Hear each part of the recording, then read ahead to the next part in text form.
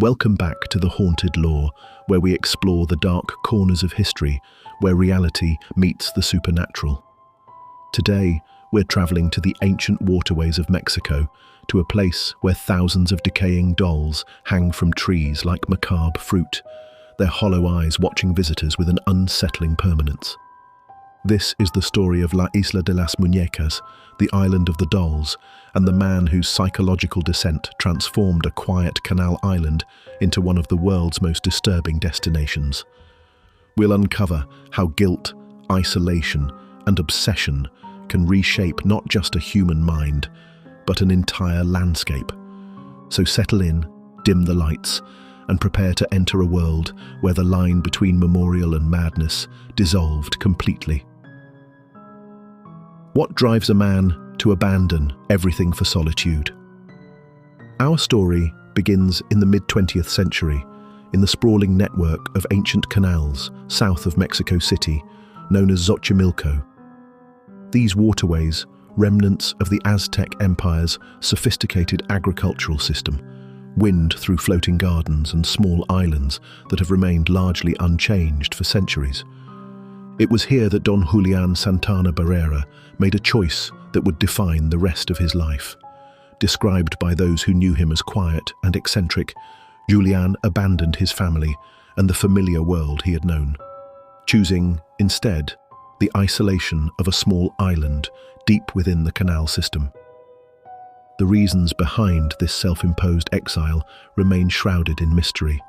Some accounts suggest he was fleeing personal troubles, others that he was simply drawn to solitude. What we do know is that this decision marked the beginning of a psychological transformation that would span more than 5 decades. Julián became the island's sole caretaker, tending to a small garden and living in primitive conditions. For most people, such isolation might last weeks or months before the loneliness became unbearable. But Julián seemed to find something in this solitude, initially, perhaps, the peace he was seeking. The island became his sanctuary, a place where he could exist without the complications of human society. Yet sanctuary can easily become prison, and peace can transform into something far more disturbing. The very isolation that initially provided comfort would soon become the breeding ground for an obsession that would consume his remaining years and transform the island into a monument to psychological deterioration. Can a single moment of tragedy define an entire life? The transformation from peaceful hermit to obsessed collector began with a discovery that would haunt Julián for the rest of his days. According to legend, he found the body of a young girl floating in the canal near his island. She had drowned, her life cut tragically short in the dark waters that surrounded his home. The next day, as if summoned by fate or coincidence, a doll appeared, floating in the same spot. Whether this doll had belonged to the girl or was simply debris caught in the current remains unknown. But for Julián, already isolated and perhaps struggling with the psychological effects of solitude, this doll became something far more significant than a piece of discarded plastic and cloth.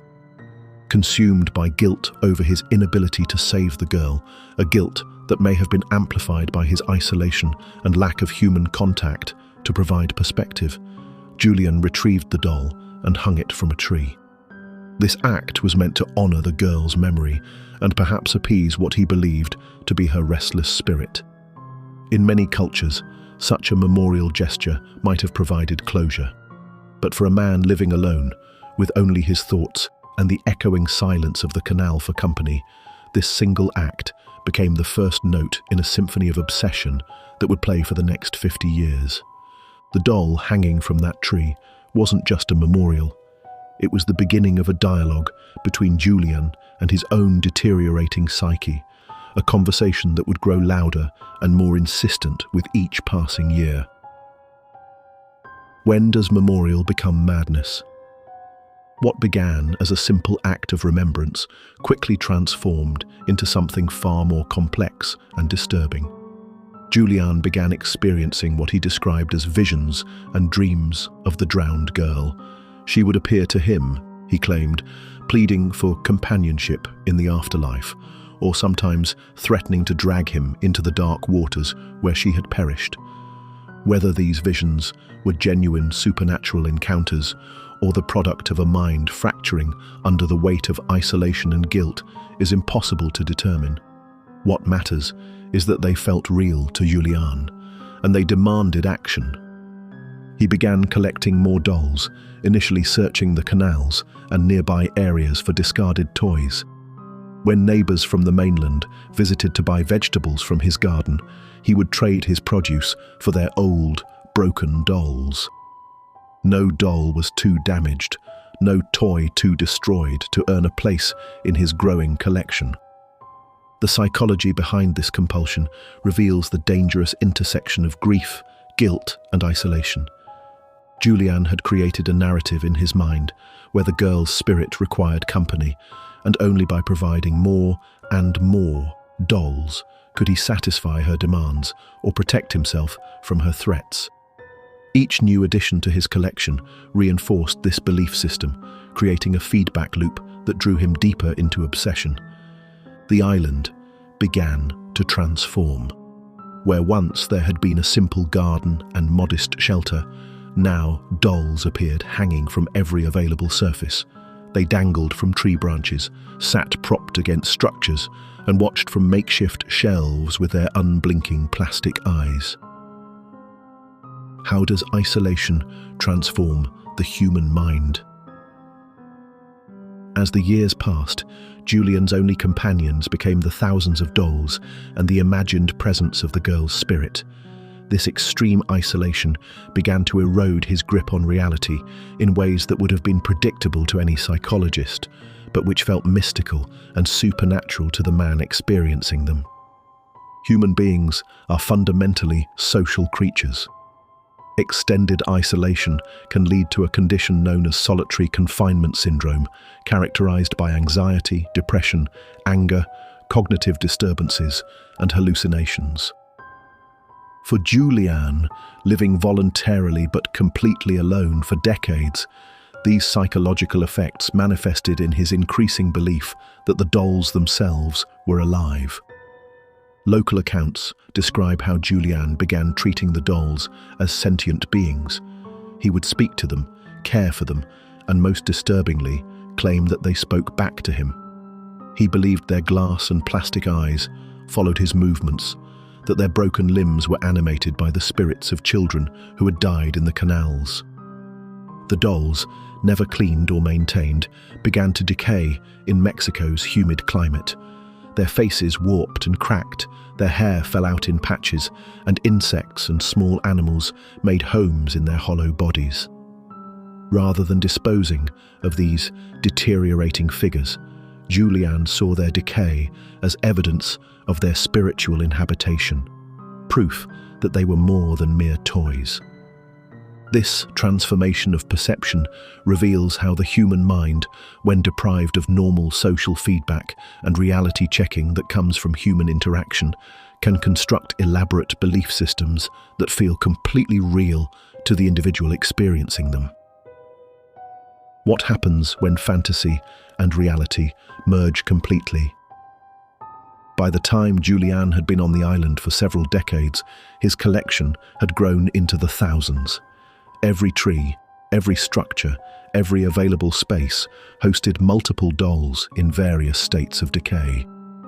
The island had become a three-dimensional manifestation of one man's psychological deterioration, a physical representation of how grief and isolation can warp the human experience. Visitors, who began arriving in the 1990s, described an unsettling atmosphere that went beyond the obvious strangeness of thousands of dolls. They spoke of feeling watched, of sensing movement in their peripheral vision, and of an oppressive heaviness in the air.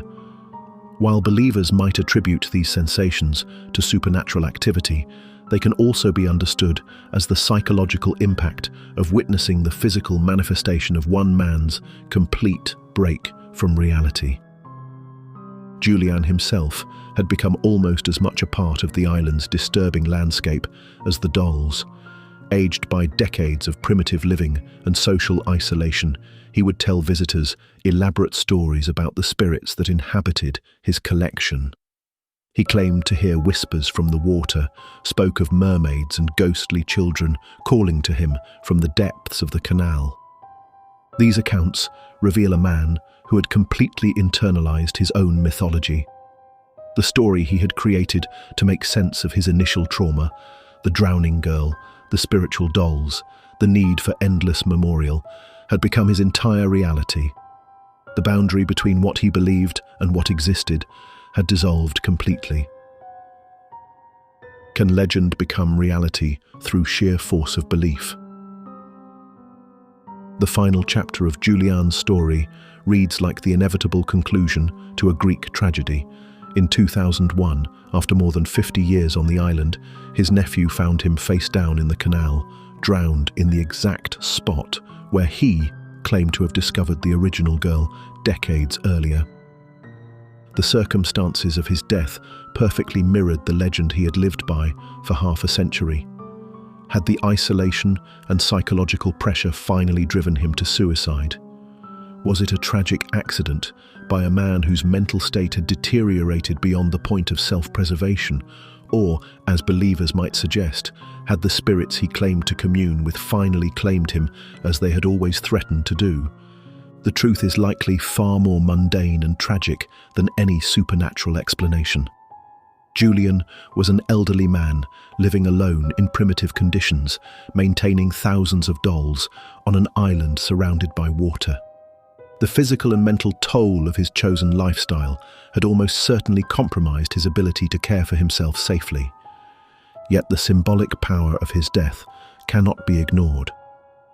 By dying in the same manner and location as the girl whose memory had consumed his life, Julián completed a narrative circle that transformed his personal tragedy into something approaching myth.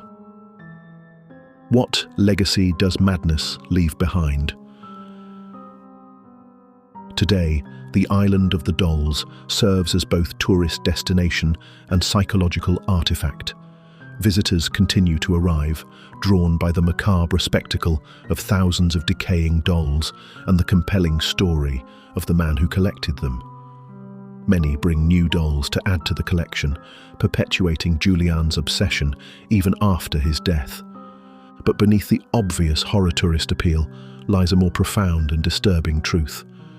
The island represents the physical manifestation of what untreated mental illness, extreme isolation, and unprocessed trauma can create. It stands as a three-dimensional representation of how the human mind, when cut off from normal social support and reality-checking mechanisms, can construct elaborate alternate realities that feel completely authentic to the person experiencing them. The dolls themselves, now weathered by decades of exposure, have become something that transcends their original purpose as children's toys or even memorial objects. They are artifacts of one man's psychological journey from grief to obsession to complete disconnection from consensus reality. Julián's story illustrates how cultural beliefs about spirits and the afterlife can interact with psychological distress to create compelling but ultimately destructive belief systems.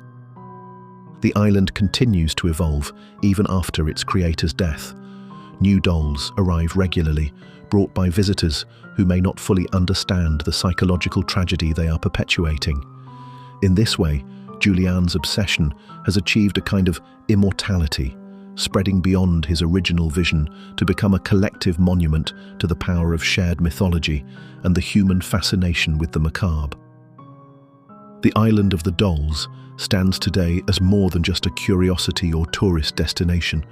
It represents a profound meditation on the human condition, on how isolation can transform grief into obsession, how the mind can create realities so compelling that they reshape the physical world, and how one person's psychological journey can become a legend that outlives the individual who created it. Don Julián Santana Barrera's 50-year transformation from grieving hermit to obsessed collector to local legend reveals the complex relationship between mental health, cultural beliefs, and the human need to create meaning from tragedy. His story reminds us that behind every ghost story, every legend, every supposedly supernatural occurrence, there is often a very human tale of pain, loss, and the sometimes desperate measures people take to cope with life's darkest moments. The dolls continue to hang from their trees, watching over the canal with their hollow eyes, serving as silent witnesses to one man's extraordinary descent into a reality of his own making. They remind us that the most haunting stories are often not about ghosts or spirits, but about the living and the lengths they will go to make sense of senseless tragedy. Thank you for joining me on this journey into the psychology of haunting. If today's episode has left you wanting to explore more stories where history meets the supernatural, where human psychology creates its own mysteries, be sure to subscribe to the Haunted Lore podcast. Next week, we'll be diving into another tale where the line between reality and legend becomes impossibly blurred. Until then, remember that sometimes the most frightening stories are not about what haunts us from beyond, but about what we create to haunt ourselves. Thanks for listening to The Haunted Lore.